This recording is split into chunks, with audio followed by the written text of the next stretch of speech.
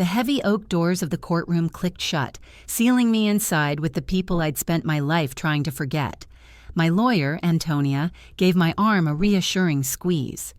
"Deep breaths, Miranda," she murmured. "We're ready." I nodded, my eyes fixed on the plaintiff's table. Clarissa Wyatt, my mother, was adjusting the collar of her silk blouse, a picture of a grieved motherhood. Beside her, my father, Gregory Wyatt, stared straight ahead, his expensive suit looking more like armor than clothing. They looked like strangers. They were strangers. "All rise," the bailiff called out. We stood. Judge Adler entered, his black robes sweeping behind him. He settled into his high-backed chair and looked over the courtroom, his gaze sharp and impartial.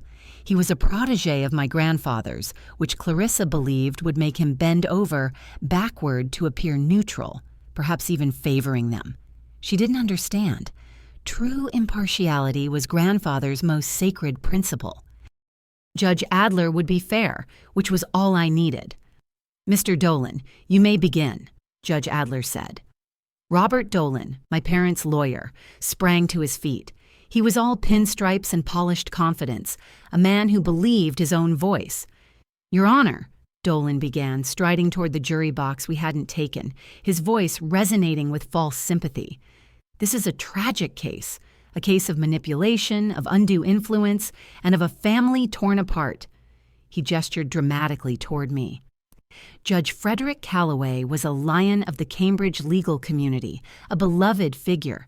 But in his final years, suffering from declining faculties and the grief of losing his wife, Josephine, he fell under the total control of his granddaughter, the defendant, Miranda Wyatt. The words hit me like physical blows. I kept my face a mask of stone, just as grandfather had taught me. "Never let them see you bleed in court, Miranda. Save it."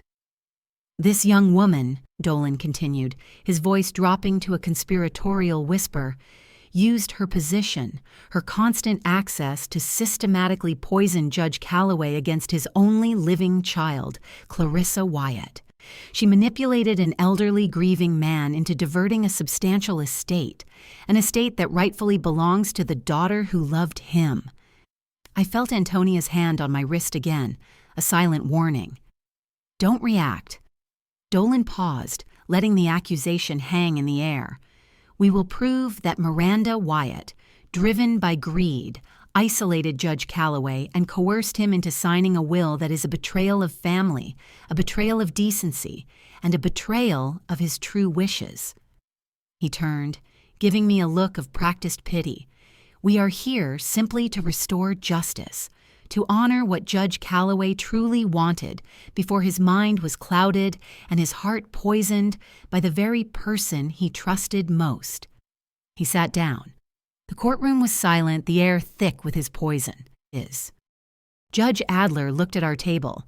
"Antonia, if you're watching this video, tell me where you're from or what time it is for you." Antonia stood buttoning her blazer. She was the opposite of Dolan, calm, precise, and radiating an authority that needed no performance. She walked to the center of the floor, not toward the judge, but as if addressing the room itself. "Your Honor," she began, her voice clear and carrying, "Mr. Dolan's opening statement is a compelling piece of fiction, but we are in a court of law, and in here, facts matter." She turned slightly toward Dolan. "The plaintiff's entire case rests on the idea that Judge Calloway was a feeble-minded old man in his final years. The evidence will show this is laughably false.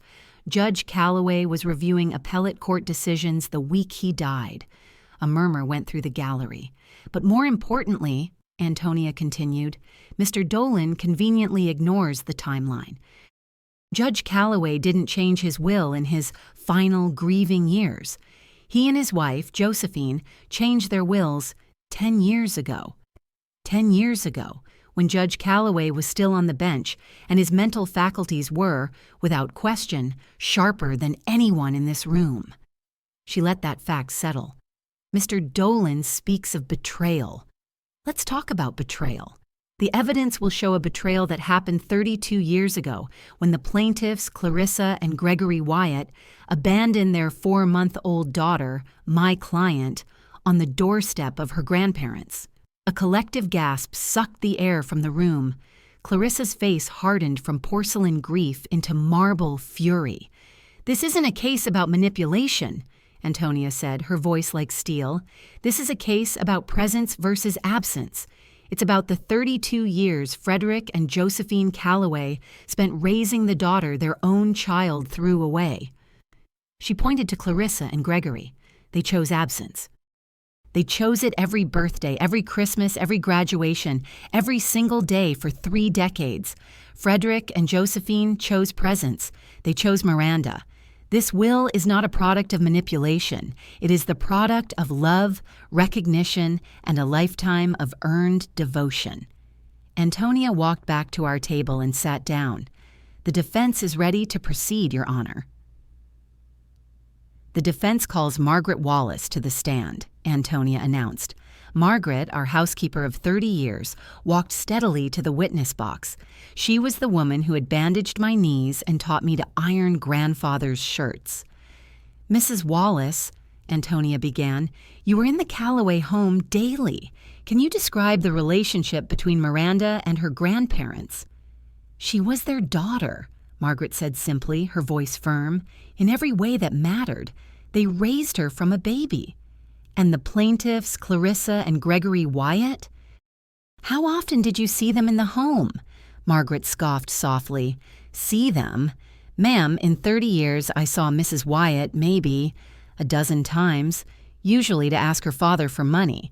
Mr. Wyatt, I don't believe I ever saw him step foot in that house after he and Clarissa dropped off the baby." Dolan objected. "Speculation." But Judge Adler overruled him.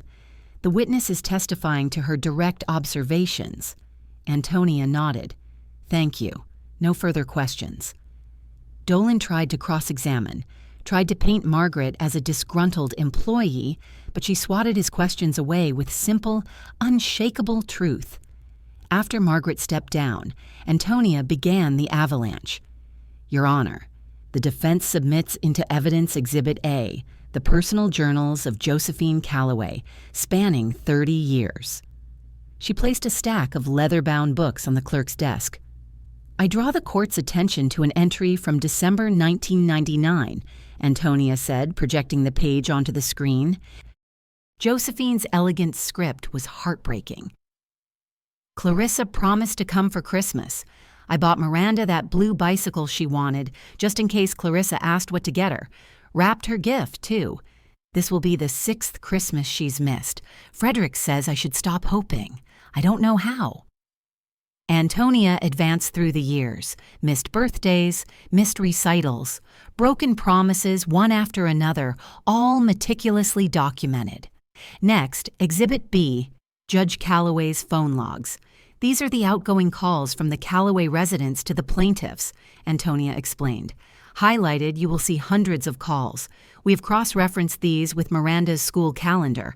Calls made before her kindergarten graduation, calls before her high school valedictorian speech, calls before her Dartmouth law commencement, and the records show not a single call was ever returned." Clarissa was staring at her hands. Gregory looked bored. "Finally, Your Honor, Exhibit C through F, the Calloway family photo albums." Antonia placed 4 massive, heavy albums on the table. She opened the first one. Here is Miranda, age 5, kindergarten graduation, holding her diploma between Frederick and Josephine. Here she is, age 12, middle school honor roll, high school prom, college, law school. Antonia flipped page after page, projecting the images. A life unfolds in photographs. My life. "I asked the plaintiffs to point out a single photograph," Antonia said, her voice ringing with cold fury. "Just one, in 32 years of milestones, that includes either of them." She stood in silence. The only sound was the click of the projector advancing to another photo of me and my grandparents, smiling. Clarissa and Gregory sat like stones. "They weren't there," Antonia said quietly. "The evidence is clear." They were never, ever there. Judge Adler cleared his throat. We will take a short recess. The victory from the first day was short-lived. The next morning, the Cambridge Chronicle landed on my doorstep with a wet thud. My mother's face stared up at me from below the fold, artfully composed in tragic beauty. The headline screamed, "Family Estate Battle, Judge's Daughter Claims Elder Abuse by Prosecutor Granddaughter." My hand shook as I unfolded the paper. It was a masterpiece of fiction, crafted by Clarissa and a high-priced PR firm. The article quoted her extensively, painting a picture of a devoted daughter systematically alienated by a calculating and greedy granddaughter. I tried for years to see my father. Clarissa wept to the reporter, but Miranda controlled all access. She turned him against me, twisting his mind.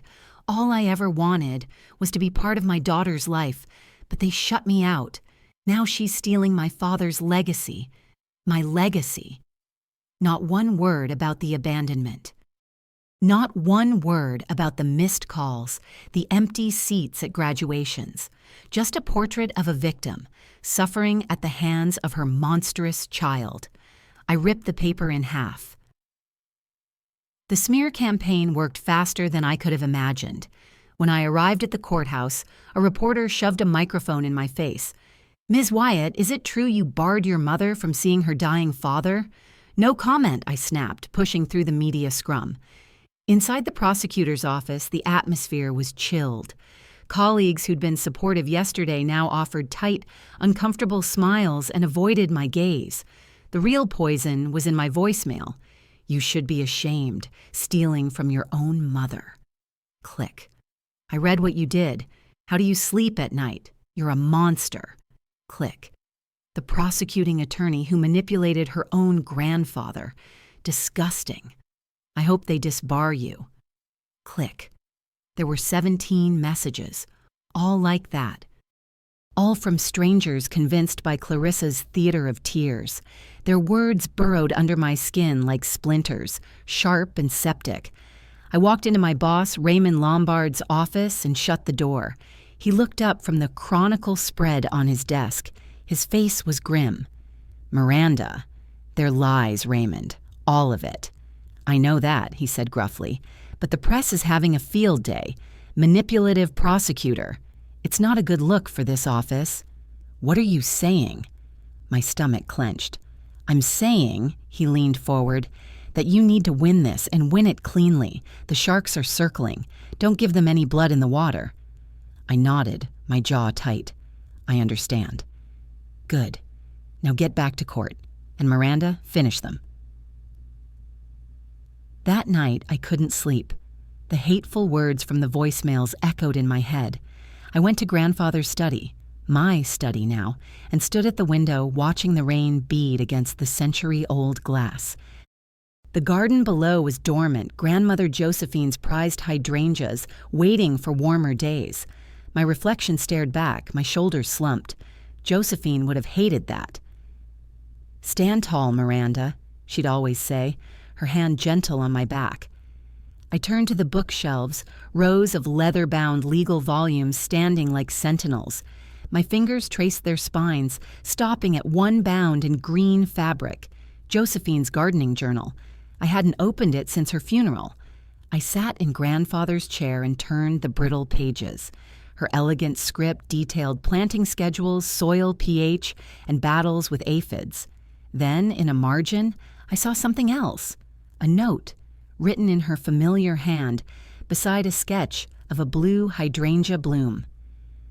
Hydrangeas survive the frost when everything else appears dead. The strongest, most vibrant blooms emerge from the coldest winters. Remember this, Miranda. My name. She had written my name. A tight, cold knot in my chest released. On the desk sat the leather notebook Grandfather Frederick gave me at my Dartmouth graduation. I opened the cover. His precise, strong handwriting filled the first page. "Ethics are not situational, Miranda. They are the foundation upon which all justice stands. Justice isn't revenge. It's the restoration of truth." I closed my eyes, hearing his voice, feeling her hand on my back. The public lies, the hateful calls, they were just noise. I had the truth. I had the foundation. I straightened my spine, lifting my chin. Stand tall like the hydrangeas. I was ready for the next day.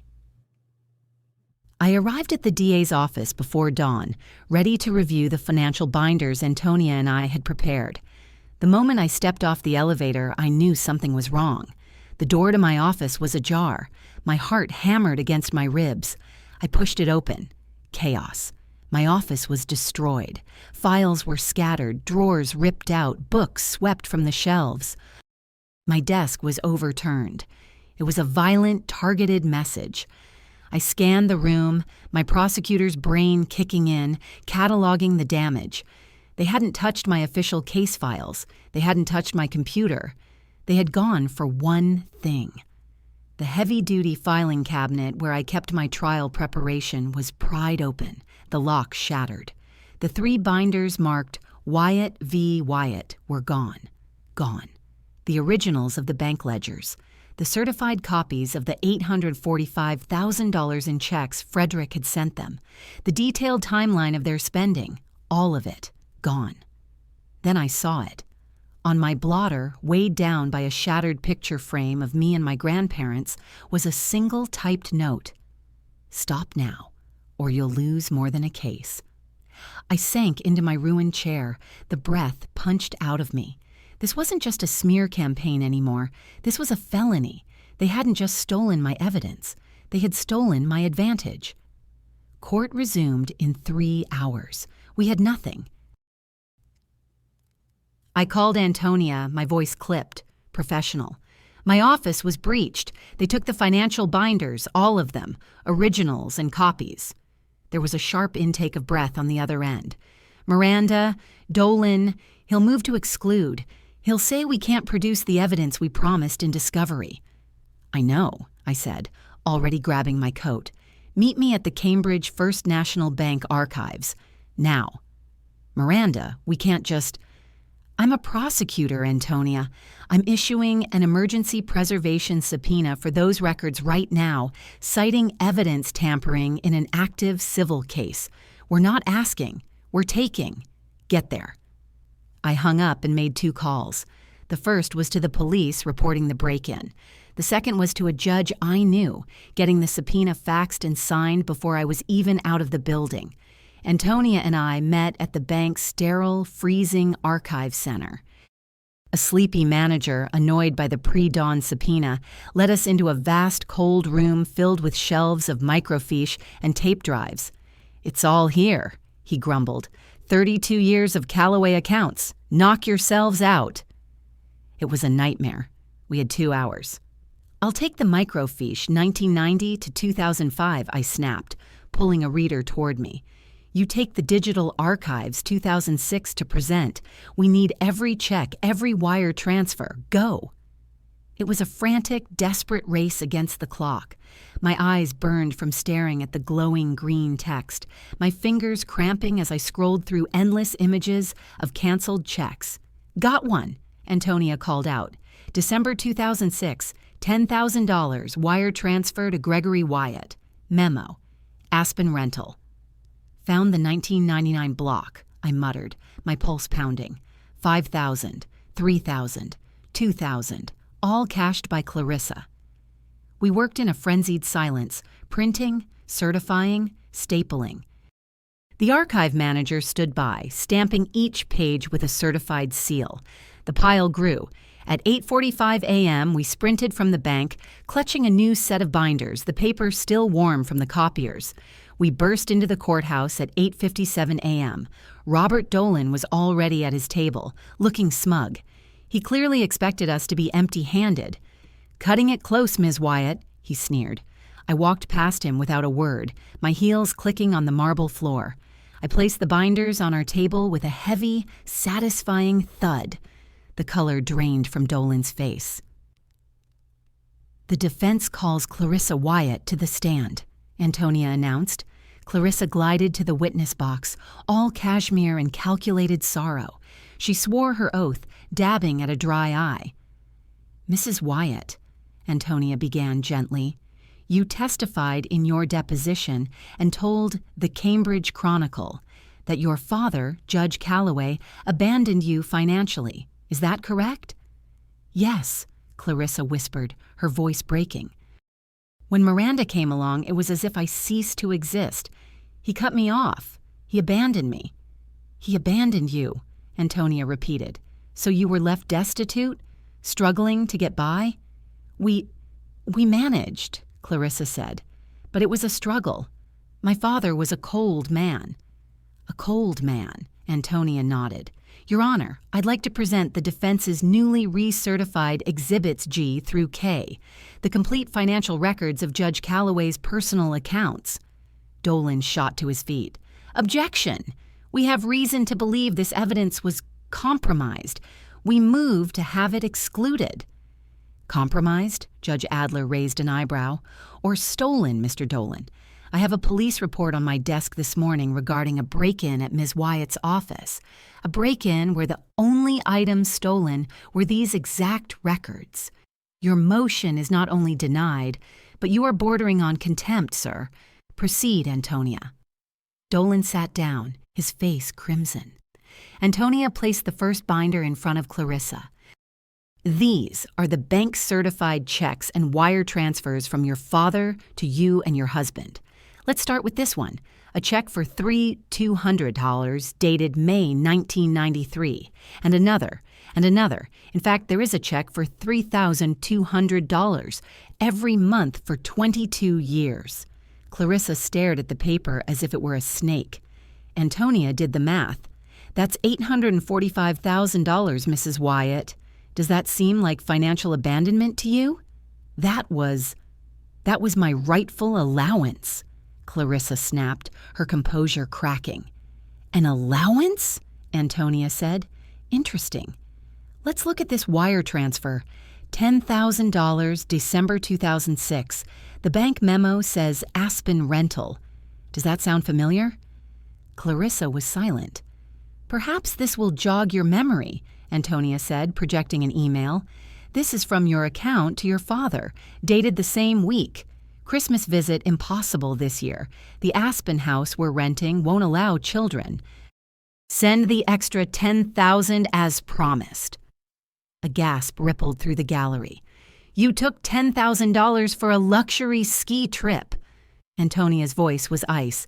"And used your own child, the child you abandoned, as an excuse not to visit." My husband. It was complicated. Let's look at another one. May 2001, a wire for $5,000. Here's your email. Can't make Miranda's recital. Send money for the Manhattan apartment deposit. September 2012, graduation conflicts with our Mediterranean cruise. Wire the tuition balance. Antonia turned to the judge. For 30 years, the plaintiffs claimed to be shut out and abandoned. The evidence shows the opposite. They were paid to stay away.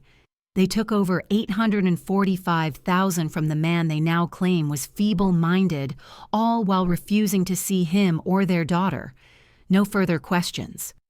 Clarissa sat frozen in the box, her mask of grief shattered, revealing the cold, hard greed beneath. The momentum was ours. Antonia called a parade of witnesses who, one by one, rebuilt the truth of my life and dismantled Clarissa's lies. First was Margaret Wallace, recalled to the stand. "Mrs. Wallace," Antonia asked, "Mr. Dolan has suggested that Miranda only spent time with her grandfather to influence him. Let's talk about Sundays. What happened on Sundays?" "Sunday dinner," Margaret said, smiling for the first time. "Every Sunday, 6 p.m. sharp. Miss Miranda never missed one. Not ever. Even in law school at Dartmouth, she'd drive all the way home, even if it was just for a few hours. And after Mrs. Josephine passed..." Margaret's eyes met mine. It was hard on the judge, but Miss Miranda, she kept it going. She started bringing the flowers for the table herself. Hydrangeas. Always hydrangeas, because those were her grandmother's favorite. Next, our old neighbor, Mr. Peterson. He testified to watching me shovel grandfather's walkway after every snowstorm for 15 years. My own kids didn't do that, he said. Dr. Williams, our pastor, took the stand. I taught Miranda to drive. Gregory and Clarissa, well, they seem to have forgotten her 16th birthday. Frederick was so angry he asked me to step in. She learned in the church parking lot. Then, my favorite professor from Dartmouth Law. Professor Montgomery, Antonia asked, can you describe Miranda as a student? Brilliant, she said. Top 5% of her class. But her dedication, it was on another level. I remember supervising her thesis. She was also caring for her grandfather, who had just had hip surgery. She'd drive back and forth from Cambridge every weekend. Did she ever discuss her inheritance or her grandfather's estate? Never, the professor said firmly. We discussed constitutional law. We discussed her future as a prosecutor. We never, ever discussed his money. With each witness, the narrative shifted. The courtroom sympathy, which the Chronicle had so deftly handed to Clarissa, flowed back to me, back to the truth. Clarissa's performance was being undone by a lifetime of facts. The defense calls Gregory Wyatt to the stand. My father adjusted his tie as he walked to the box. He looked annoyed, as if the entire proceeding was an inconvenience he was being forced to endure. Antonia approached him slowly. Mr. Wyatt, you are suing for half of Judge Calloway's estate, correct? My wife is, yes. I support my wife. Of course. And you are also suing on behalf of your daughter, Miranda, from whom you claim this estate was diverted? That's correct, he said, shifting in his seat. Good. Can you please tell the court where your daughter, Miranda, attended law school? Silence.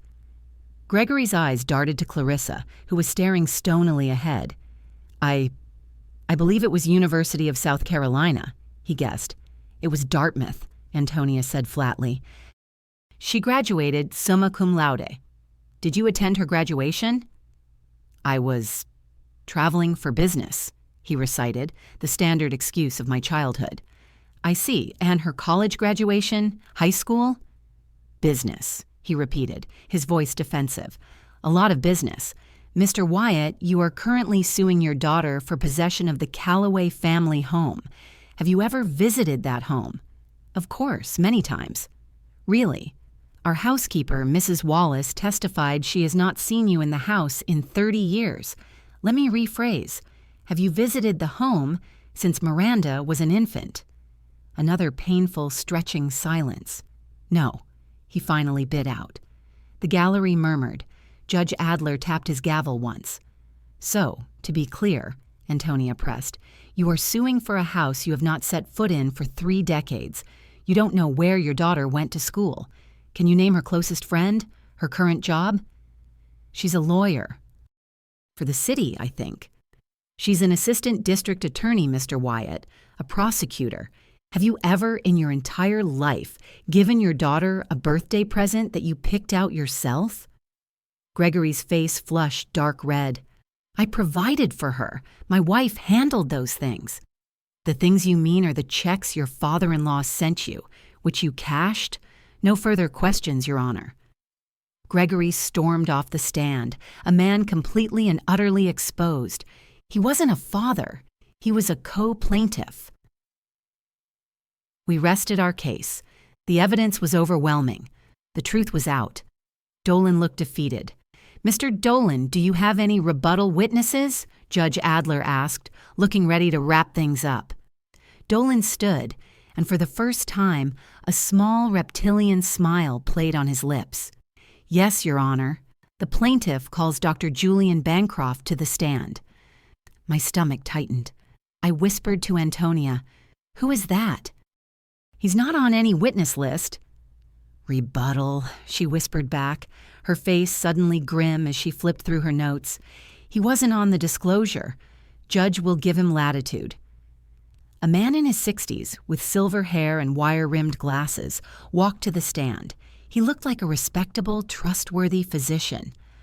Dr. Bancroft, Dolan began, can you state your relationship to the late Judge Calloway?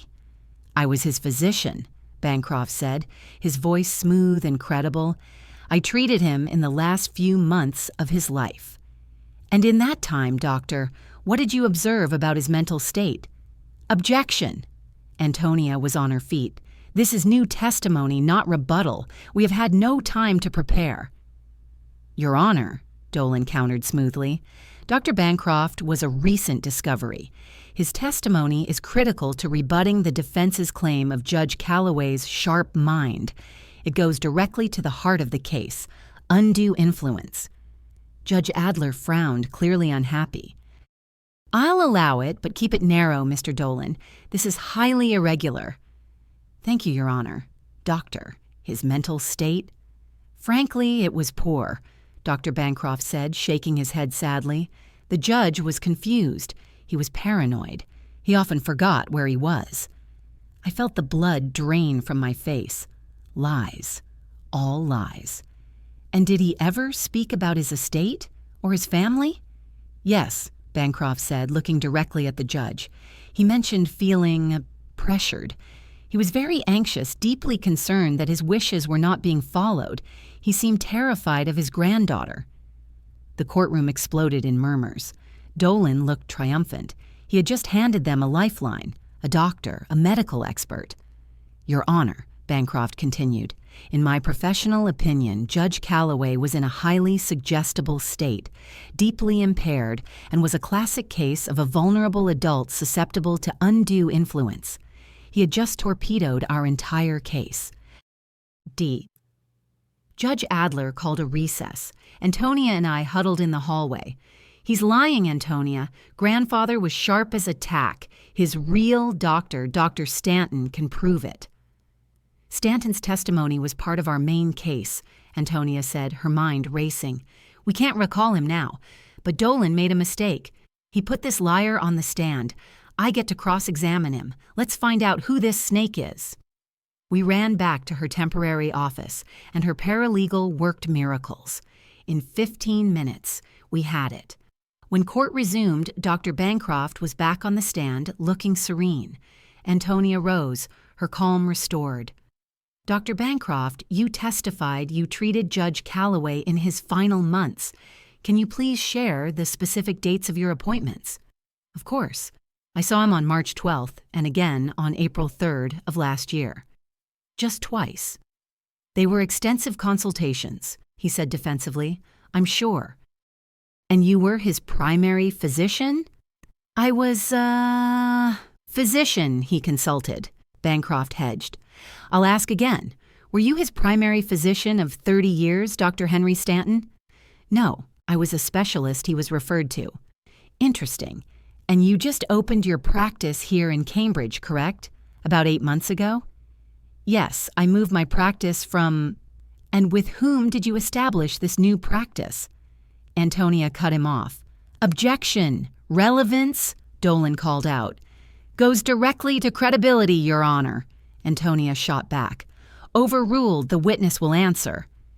Bancroft swallowed, his Adam's apple bobbing. With Dr. Timothy Rawlings. Dr. Timothy Rawlings, Antonia repeated, letting the name hang in the air. And what is Dr. Rawlings's relationship to the plaintiff, Clarissa Wyatt? The blood drained from Bancroft's face. He looked desperately at Clarissa. I believe he is her cousin. The gallery gasped. Her cousin? Antonia nodded. So, Clarissa Wyatt referred her father to her cousin's new partner, who saw him twice, and is now here to testify the judge was incompetent? I am an independent medical professional, Bancroft blustered. Are you, Your Honor? Antonia said, turning to the judge.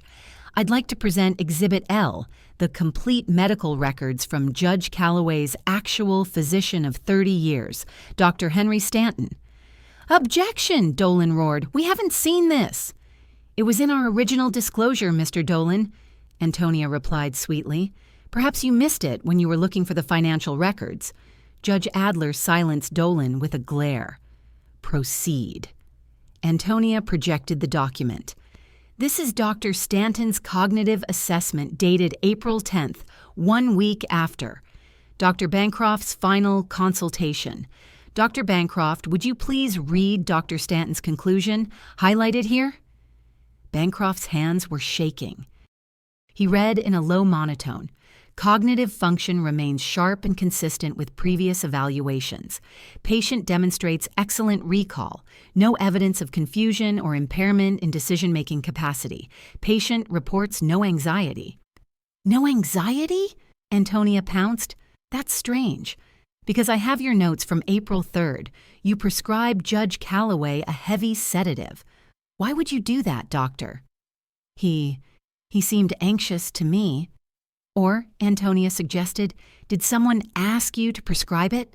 Someone perhaps who wanted to make him seem confused. Bancroft's eyes darted to Clarissa. Was it Mrs. Wyatt who suggested the medication, doctor? She expressed concern, yes. I bet she did. Antonia turned to Judge Adler. This witness is a fraud. He's a hired gun, brought in by the plaintiff's cousin to commit perjury. Objection! No further questions, Antonia said, sitting down. Dolan didn't even try to redirect. Bancroft fled the stand. Across the room, I saw Clarissa and Gregory in a furious, whispered argument. She was grabbing his arm, and he was shaking her off. The lie had shattered. Judge Adler called for a brief afternoon recess before my testimony. The air in the courtroom was electric. The perjury attempt had backfired spectacularly. I walked into the hallway to get some water, my hands still shaking from the anger. I saw them standing by the water fountain, Clarissa and Gregory. Their hushed argument had become a harsh, sibilant fight. "You and your idiot cousin," Gregory hissed, his voice low but vibrating with rage. "You pushed this too far, Clarissa. Perjury? Are you insane? You've ruined us." "How was I supposed to know they'd have Stanton's records?" she shot back. "Thomas said Bancroft was the best." Thomas said, Gregory mocked. "Your whole family. All talk, no follow-through. This is over." He turned, and his eyes met mine. I froze. Clarissa saw me and fell silent, her face a mask of hatred. Gregory looked at his wife, then at me. His face was a mixture of fury and something else. Shame.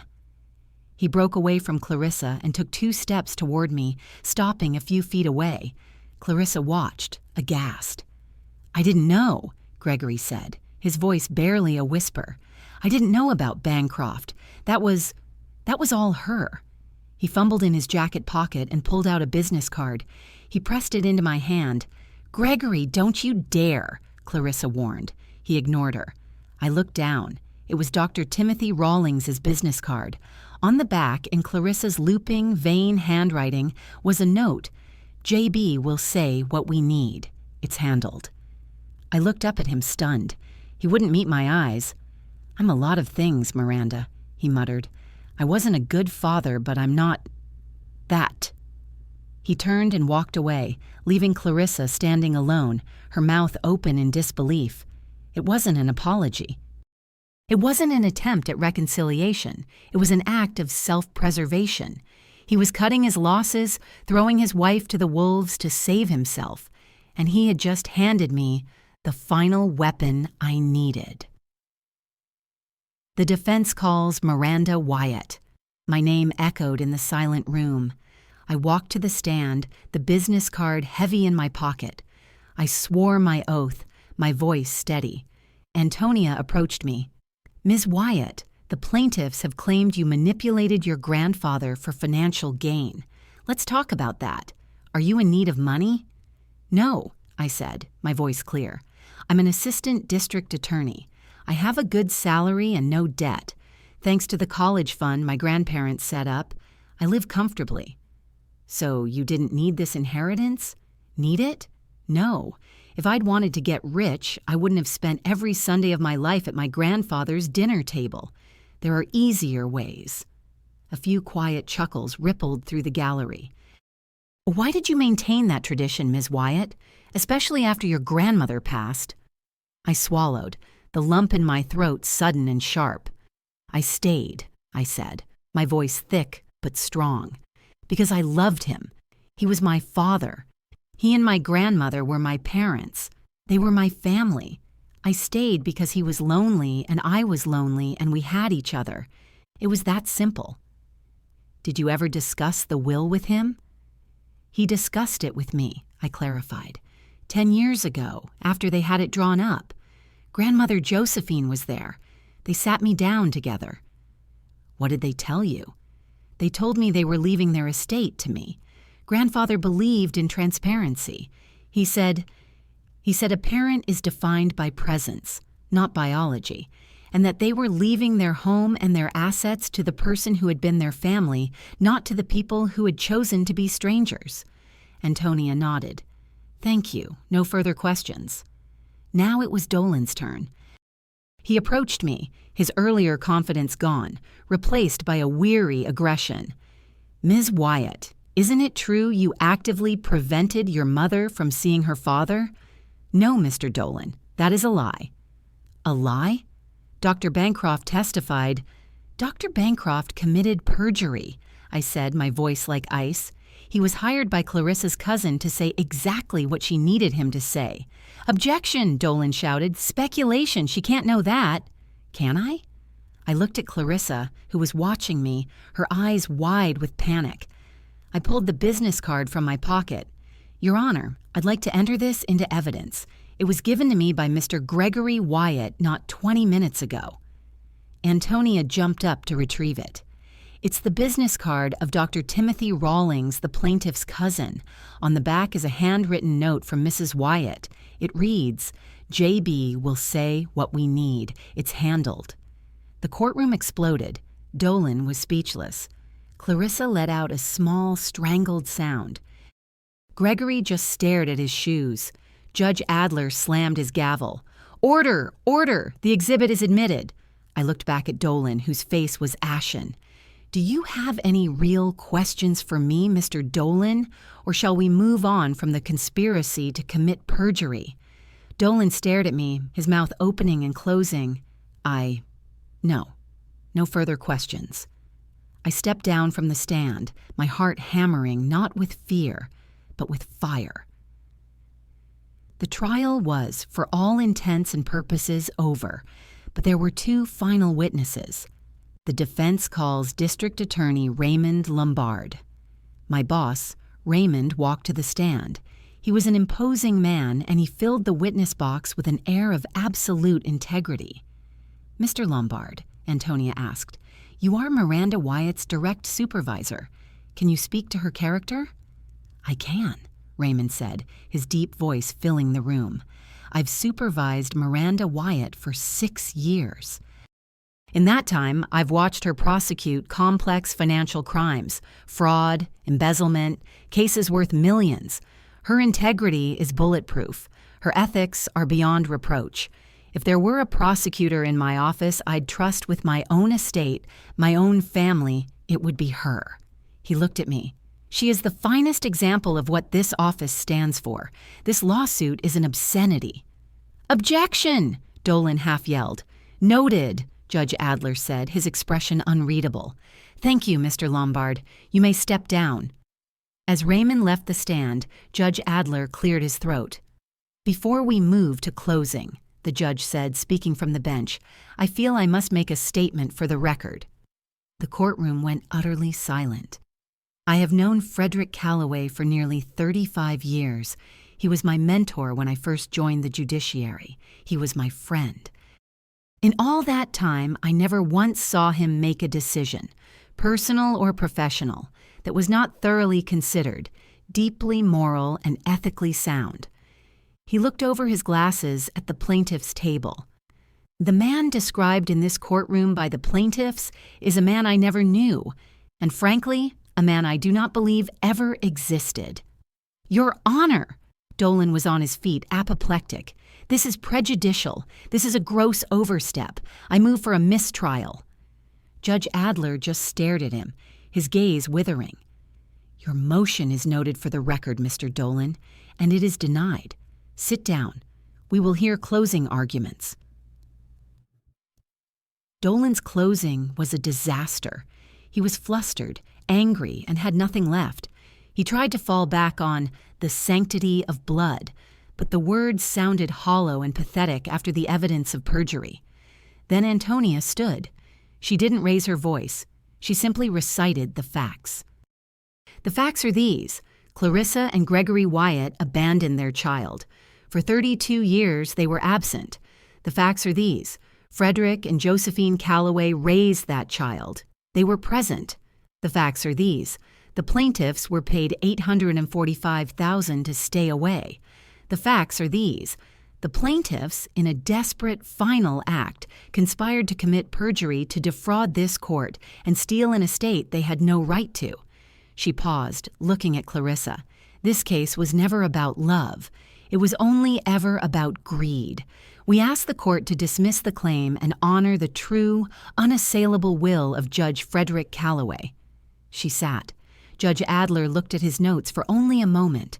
It was clear he had already made his decision.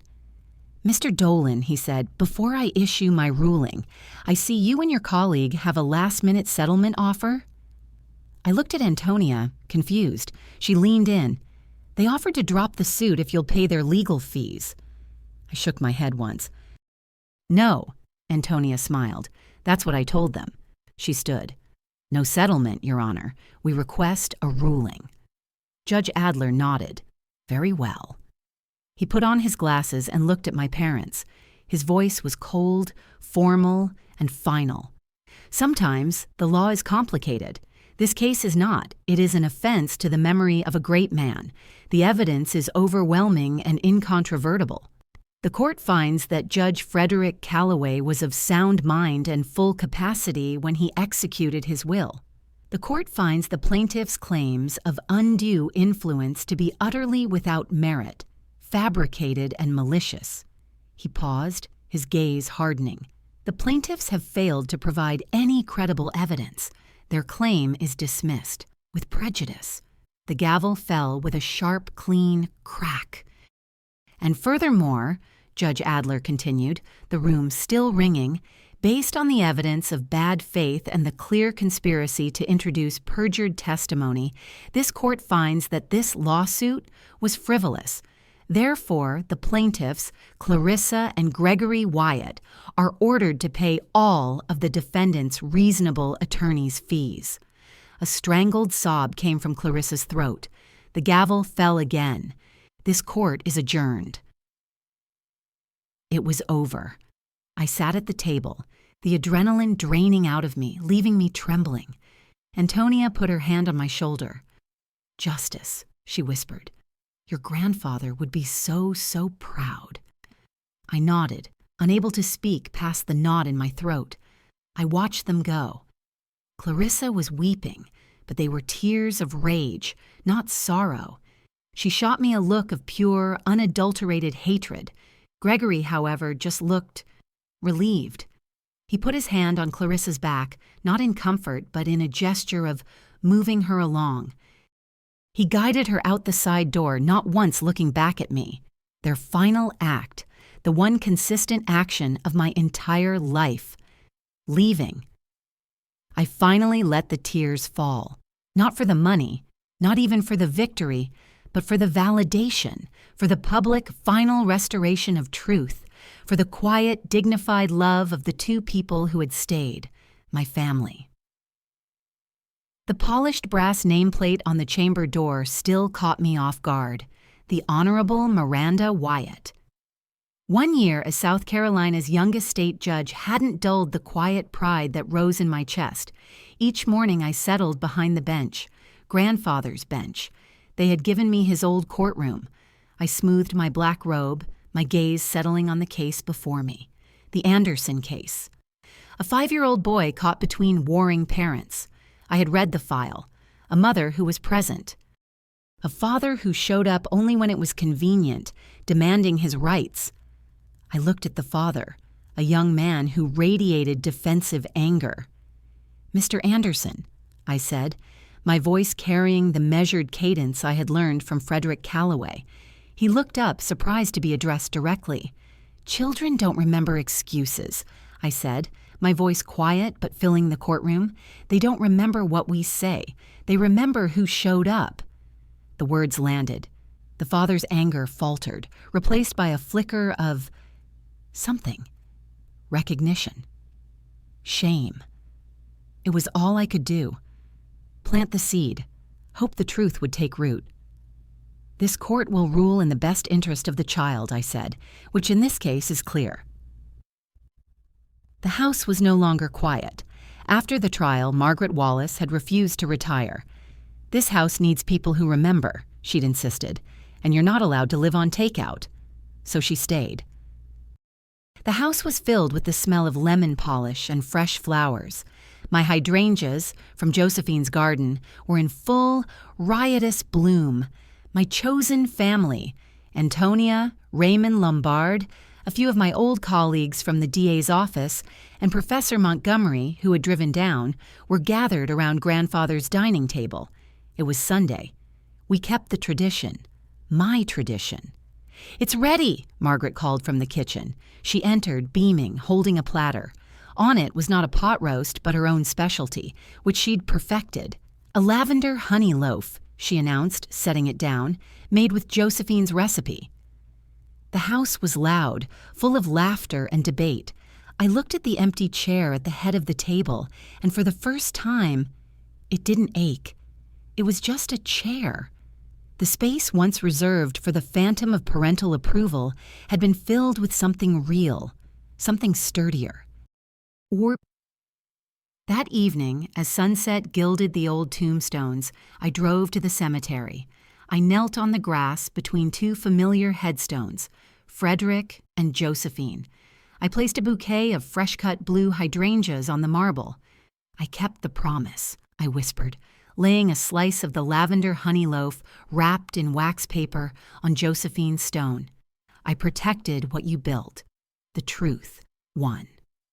A cardinal, brilliant red against the darkening sky, landed on a nearby branch. Josephine always said they were visitors. When they appear, someone you love is checking on you. I smiled, brushing the grass from my skirt. Their legacy wasn't the house or the money or even the name. It was the foundation. It was the integrity. It was the truth. I stood tall, feeling the cool evening air on my face. "Family is who stays," I whispered. And I walked out of the cemetery, not as an orphan, but as an heir. If this story resonated with you, leave a like and consider subscribing. You can also drop any comment below, even just one word. Maybe tell me where you're watching from, or what time it is right now. Sometimes one word is enough to say you were here.